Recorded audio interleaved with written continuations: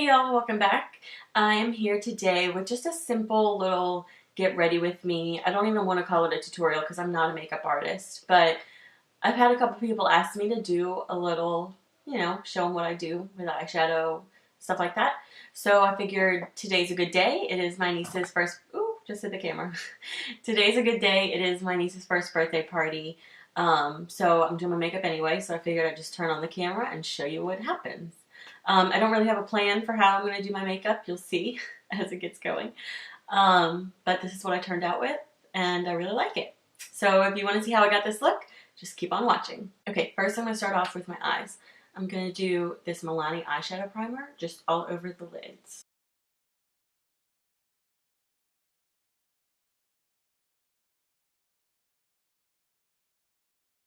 Okay, I'm trying to think of what I want to do. I'm going to my niece's first birthday party. So thinking like some pink on the lid and maybe like a brown in the crease. We'll see what happens. But I'm going to start out with this MAC color right here.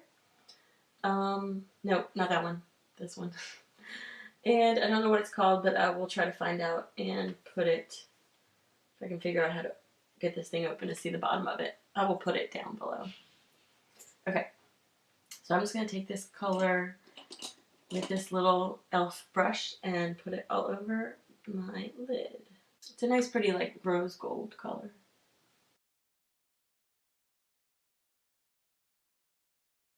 And I'm just going to bring it up into the crease a little bit.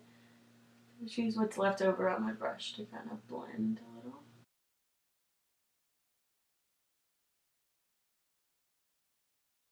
Okay, so now I'm going to take another brush. This is just a like super old Estee Lauder brush. And I'm going to put it in this color right here, which I also don't know the name of because the name's in the back. And I bought these forever ago. But if I can figure out how to get this thing open and see the back of them, I will put it below. But I'm just going to take this and go over the brow bone. It's a nice matte kind of cream color, not too white.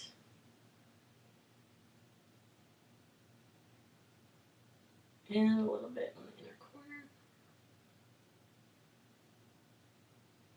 Just kind of make sure that all of the primer that we put on now has some shadow over it. So that way when we go in with our crease color, it's a little more forgiving. Sorry, my voice is a little gravelly. It's early and I haven't really talked much today. Okay, so I'm going to go in with soft brown next. I do know this color. This is one of my all-time favorite colors. I'm actually going to use this brush, this little Real Techniques brush, the shadow brush. I like it a lot. Just going to make sure that there's no shadow on it. Okay. Just go in here. And I'm just going to put this right above where that pink shadow is and just kind of blend. Just to give us a little bit of a transition, but nothing too crazy. Because this is a warm shade, so it's not, it's matte, so it looks different than the base shadow, and it's obviously not rose gold, but they blend really well together.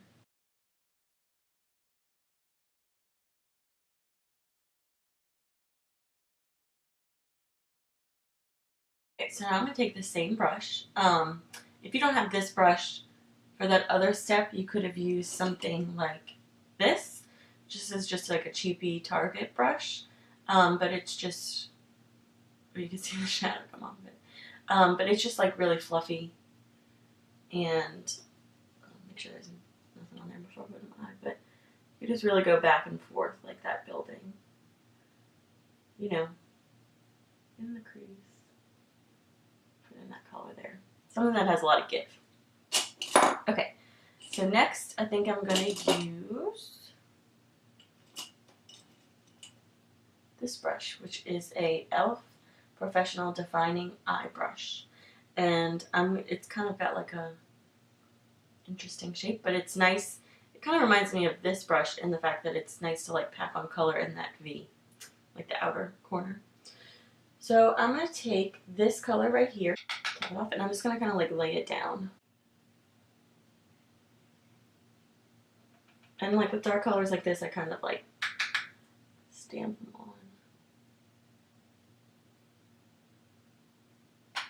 Okay, make sure my eyes look kind of sort of even. Then I'm going to go back in with this brush, which I really like for blending. This is the Sephora Crease, and it's number 10. Looks like this. It's super fluffy, so I love it for blending. So all I'm going to do is just, there's nothing on it, but I'm just going to go back and forth and blend this out totally.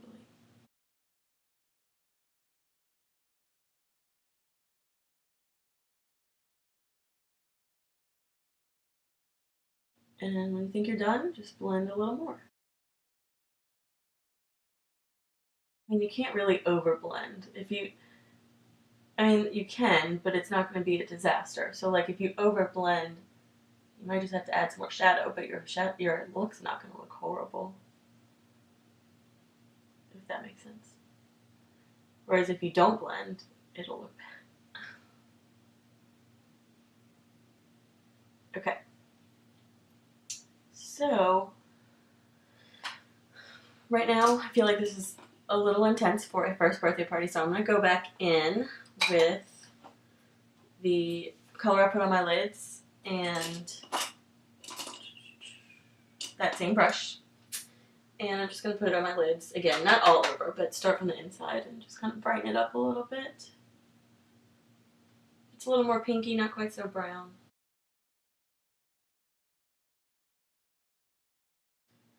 Okay, so now I'm going to go back in with my same favorite blending brush. Okay, now I'm going to go back in with that same brush I did the brow bone with, same color, and just kind of put a little more on my brow bone and a little more to the inside, just kind of like to tone it down a little bit since I'm going to a first birthday party. And I get a little out of control. Now there's like nothing left on my brush, I'm just kind of blending. Okay, so I'm going to do some eyeliner right now. I'm going to use the Tattoo Liner from Kat Von D. Shake it up. This stuff is my all-time favorite. I don't know that I'll ever have another favorite eyeliner. Never say never, but for right now and for years, it has been this one. This is another little random tip, but what I do is after I curl my lashes, put my mascara on, I take my fingers and just kind of like close my eyes on them and lift the lashes up. After you let the mascara dry like a little bit, you want it to be like semi-dry. And I think that helps a lot in having them look really curled and up. Now let's move on to the face. So I like to do my eyes first because I can get a little bit crazy out here. And then that way when I come back in with my face, I can kind of clean it up. My face makeup, I should say. So the first thing that I like to do is my concealer. Today I'm going to do just the Maybelline Adri-Wine Concealer. This is in the shade Neutralizer.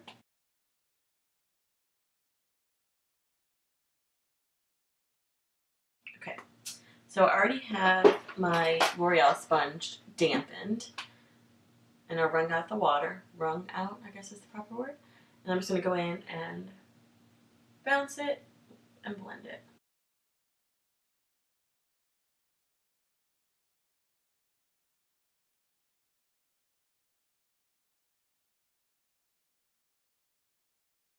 Okay, so that kind of cleaned it up a little bit. You just have to be careful not to go like straight up because then you'll go into your eye look when you do this afterwards. And I'll probably come back and blend again. So now I'm going to take my foundation. I'm using the number 7 Stay Perfect foundation. It says that it is medium coverage. I would say it's medium to, it's on the lighter side of medium, I guess, if I'm being totally honest. So I'm just going to put this on and blend it in.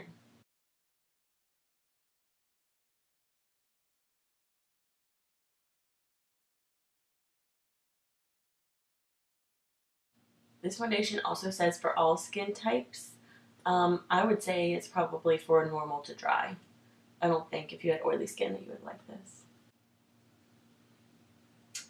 Okay, yeah, I would say natural coverage is a way to describe this. Um, does it say? Yeah, it just says medium. I would say natural. It's kind of a natural finish. It doesn't look like you have makeup caked on. You can build it up to get a little more coverage, like a medium area, but it's a little more on the lighter side, and then if you build it up, you can get to the medium. Like I have a little bit of a dry patch right here. It dipped below like 70 degrees here, so my skin freaked out and I got a little bit of eczema there. So the eczema has gone away. I've moisturized it enough, but I still have a little bit of a redness and a dry patch. So I'm going to take some of this Full Cover Concealer from Makeup Forever. Just a little bit. This stuff is awesome. I have it in the shade. I don't know what shade I have it in. It doesn't say. If it was like a blemish or something, you might want to go ahead and set it, but since this is a dry patch of skin, I'm not going to set it because it's going to look even worse. So the only thing I'm going to set on my face because it is dry and freaking out is my under eyes. Just because if I don't set my under eyes, then my mascara tends to run. Not run, but smudge. So I'm just using this LA Girl. I'm not going to hold it up because it's going to get everywhere, but the LA Girl Loose Setting Powder. And this is the Real Techniques setting brush. And I'm just going to set my under eyes. And probably the top of my nose, because that never gets dry. The sides do, but the top never does. See what I mean by like natural foundation, like not really medium? Like you can already see a little bit of the redness on my nose. So to me, that's not medium coverage. Medium coverage would cover that. Okay, so now I'm going to go with this e.l.f. brush. This is the blush brush, the Studio line, and I'm going to use this blush. This is the Tarte Partey blush that I got for my birthday from Sephora. It looks like this. It's a nice natural color. Just get a little bit on my brush and put it on top of my cheekbones.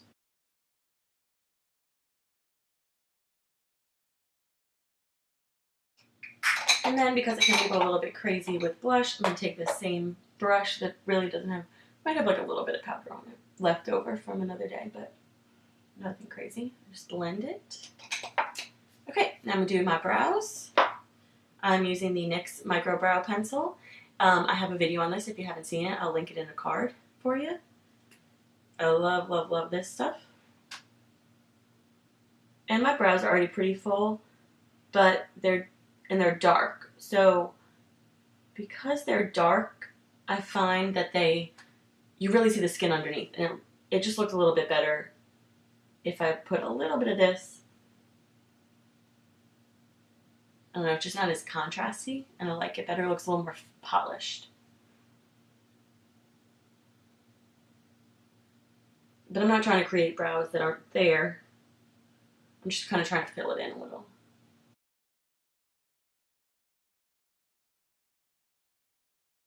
I just like to have a little bit of brown underneath the actual brow hair, so that it looks a little more polished and you don't see my skin through them. Because I don't like that contrast. So now I'm going to do a lip.